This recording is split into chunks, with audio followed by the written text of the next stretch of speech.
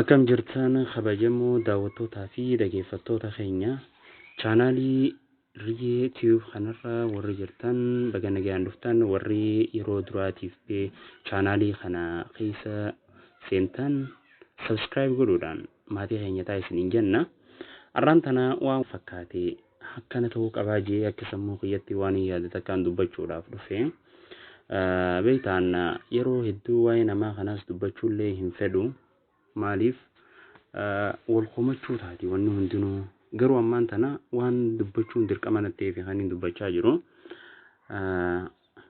Yaa obboleeyyan keenya yeroon ammaa keessa jirru kun yeroo wallaalaan beekaa tahee beekaan wallaalaa taheedha.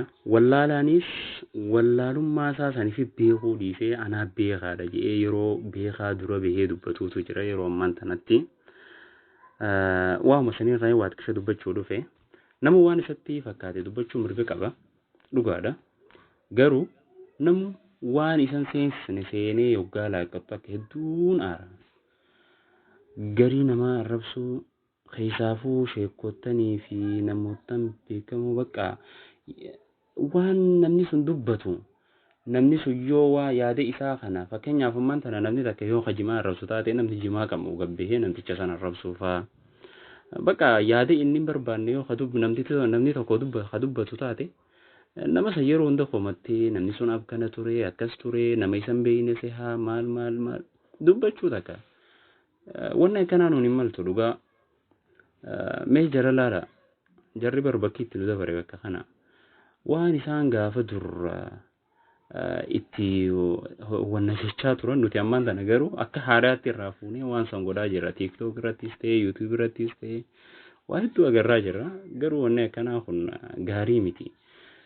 Bakka jechuun waan isaan irra dabaran takka nuti ammaan tana akka haaraatti fuunee hoggaa deddeemnuun takka an akka kiyyatti gaarii natti hin fakkaanne jechuu kiyya. Dhugaadha namni dogongorre hin jiru. Garuu badii ofii beekanii sanarraa deebi'uun bilchina feesisa jechuudha. Rabbiin bilchina san nuuf haa kennu. Dhiyoo tana ji'uma lama dura namtichi wallaalaa fi dooyini takka waa'ee amantaa Islaamaa nabiyyi keenya Nabii Muhammad sallallahu alaihi wasallam fi Quraanaas jechuun waan dubbachuudhaaf hin malle takka dubbatee hedduu nu aarse ture. Sanarratti sheekotii fi ulamaa'in keenya rabbii umrii isaanii nuuf haa dheeressu deebii bareedaa deebisanii fiiti jiran. Ammaan tana garuu wanni niin dhufeef waa'ee isaa san dubbachuudhaaf osoo hin taane waa'ee nama biraati. Namtichi kunis Hamza Sheek Jaabir Kajaamu kana waan isaa waan bakka jechuun dubbachuun hin taane takka faa yoggaa dubbatu hedduu nama aarsa. Walumaa galattuu mucaan kun maal jedhee akkanatti qeeqxaa jechuun keessanii nafu waan inni dubbate an afaan kiyyarraa dubbachuurra isinumaaf yoon hin dhiiseerra jira kunoo dhageeffadhaame. Anis dhagayaatiin guddadhe atilleen dhagayaa guddatte hundi keenya dhagayaatti guddanne fitnaa masiih addajjaal ammallee waan amantii keessan jirre tan ilma namaatiin dararuudhaaf fidan tan akka dajjaal. Dajjaal kuni dhugumatti daawwattootaa fi hordoftoota waan addunyaa tanarratti ganaa dhufee ummata kana fatanuudhaaf jiraataati jetteeti amantaa. Hadiisawwan keessa haa deemnu gaa eega quraana keessan jiran. Hadiisa keessatti waa'ee dajjaal tan dubbatame hedduutu jira.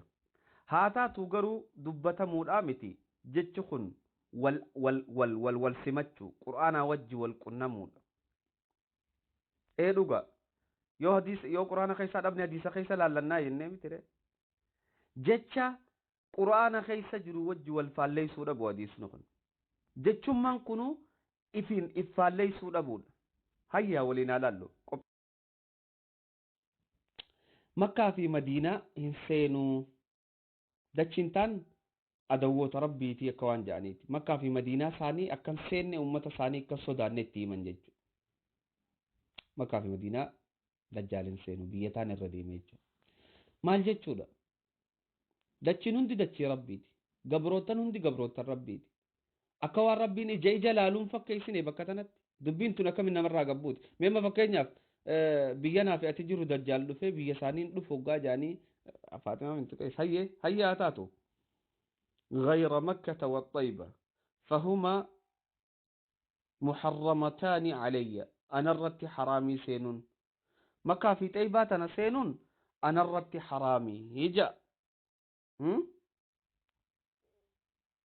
كلتاهما كلما أردت يرمان أنقرتي بربادي أن أدخل واحدة أو واحدا منهما مقالا لمن تنرى تكوغان سينو بربادي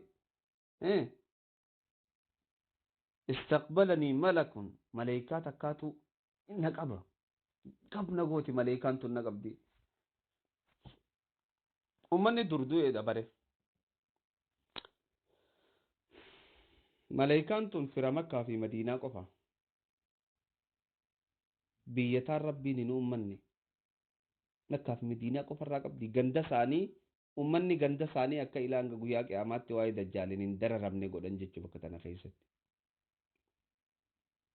ملائكاتو نو إيجا ما جيچون مال جيچو maal jechuu akkam jechuudha waan aqlii namaarraa gad hin buune okay fitnaa guddoo hangana geessu fitnaa guddoo lakkaawamteen dhumne tana rabbiin ummata muhammad daciifa kanatti fidee haga gartee haadhaa fi abbaa isaa kadu'e jiraachisee fi itti fakkeessee maal itti godhu kana hunda maaluma rabbiirraa balleesse ilmi namaa kun isaree faasoyna qoysatti maal jaa ومعه جنة ونار حديث مسلم أديس حديث خمساني في دبلما في دم لما ردك إلى الله جنة في جهنم يركجرج وناره ومعه جنتان ونار فناره جنة جهنم سا جنة وجنته نار جنة نسامو جهنم أكنتون جنة نني ديمون كن جهنم ربي تيجو جهنم نني ديمون كن جنة ربي تيجو حديث نمان دجال هندي قرآن وجه والخلاف مالنتان دي مالا نوجه دجال بود إنماتو عيسان أمتا فرتم جراته دا أرد ربي إيمان أماره تاتي سنجان إيغا دجال دي هند إيماناتو صفيدو الأفجرات دجال بود نمني إنماتو إيمانا جراته سنجان أمتا فرتم هنگا غرتي جوين دائما وجه ستي هنگا دائمني جوين وجه تبعتتي إيماني دجي ربي تنقوتي إيغاس بود عيسان دعا سنجان الرجاري نمات الرايح قرباته كله فجان خد دجال الجيس دجالسات جيسيتي هيا يخرج إلى الدجال من مدينة رسول الله مدينة إرقام ربي الرادو فاجي نمني قارين من دو مدينة الرادو فاجي قارين بكا برانجر ولي قلات جرى دقيا شنمي قارين بكا برانجر ويجو توني درجة على كل حال سوان وان زرنينتي خيسنا منك عديسني قريب هيا من مدينة رسول الله مدينة إرقام ربي الرادو فناف قمتو هاتات وقرو وهنده مدينة سينو مدينة الرادفة مار الرادفة هيا يخرج إلى الدجال من مدينة رسول الله صلى الله عليه وسلم فيقول للدجال أشهد أنك الدجال أن رقام باءت دجال تهجاني جيدو الذي حدثنا رسول الله صلى الله عليه وسلم يسير قمان ربي نؤديس سنته خيت الرقاب هجان حديثه فيقول الدجال رأيتم مي أديسا مي كملالتن إن قتلت هذا يوم قرباقنا أجيته ثم أحييته إيقا سيبو دا إيسا جراجس شوف أما بكتنا التقاواني قدون خلال قربان مدينة رادو فيتتي أني رقام باعتي دجال تهو جئين هيا دجال أمو مال جأن إنو والمرمني بيخ يروتك دجال لمنين دا إيسا يروتك والأذر الأبتني والمرمن جيجو Oh my god. Yeroo takka namni dajjaal dura fiigaa kara gaaraa fiigaa jedhaniin gaara gubbabbahaa fiigichi dajjaal ammoo akka qilleensa fiixee isaatti fiigaa siin jedhan yeroo kam dajjaal dhaabbatee ummataa wajji morme yeroo kam gurbaa kanaa wajji inumaatu dajjaal namnichi dhaabbatee isa laalee meenaadee isaa yoo gurbaa kana ajjeesee kaasee filmii olii ol tokko nu godhaa jiran jechuudha. Mee haa jennuuti namni amantaa islaamaa qeebalu maaliif maalitti amanuun isaa dirqama akka ta'e ga'an waan arraan tana isin barsiisuu miti. Rabbiin beekumsa nuuf haa kennu. San isinumaaf hin dhiisa. Yoo ergamaa rabbii kan hin dhugoomsine ta'e duuba maaliif islaama jedhamne maaliif jechuun namni muslima jedhame takka dura irratti wanni guddaan isaa ergamaa rabbii dhugoomsuudha. Ergamaa rabbii waan inni dubbate guututti dhugaadha jedhanii irraa qeebalu. Maaliif ifirraa waan dubbatuu miti jechuudha ergamaa rabbii sallallahu alaihi wasallam.